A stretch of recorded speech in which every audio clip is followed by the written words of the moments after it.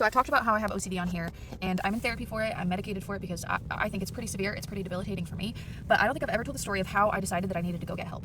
Because I've had it all my life. Like, looking back at the stories, I've always had OCD. My brain has always thought this way. But I didn't think it was not normal because it's just my brain. That's how it was. I assumed everybody thought this way, and I thought maybe my brain was a little more intense than other people's. But anyway, so I used to work an hour away from home. So my daily commute was about 2 hours, and it was on a lot of back roads because I worked out in the country, lived in a different little city an hour away. And it was common that there were deer.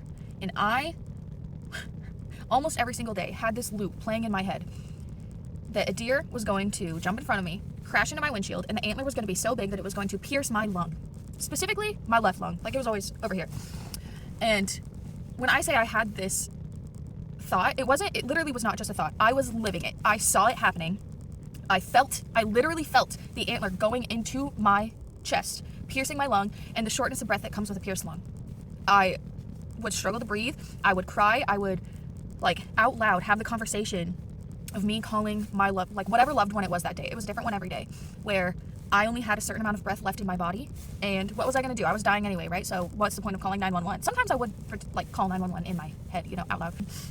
But it was often a loved one because I'm dying anyway. And if I'm dying, I want my last words, with my last breaths in this life, to be telling someone in my life that I love them. So I would have this conversation, not actually calling them, right? But I would have this conversation, like, with my then boyfriend, who's now my husband.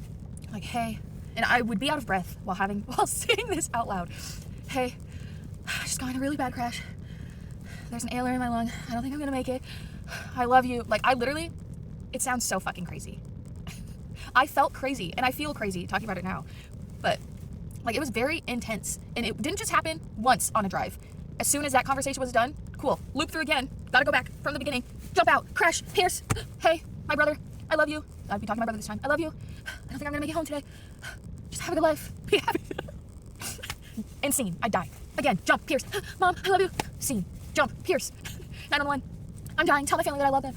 Like, I was insane.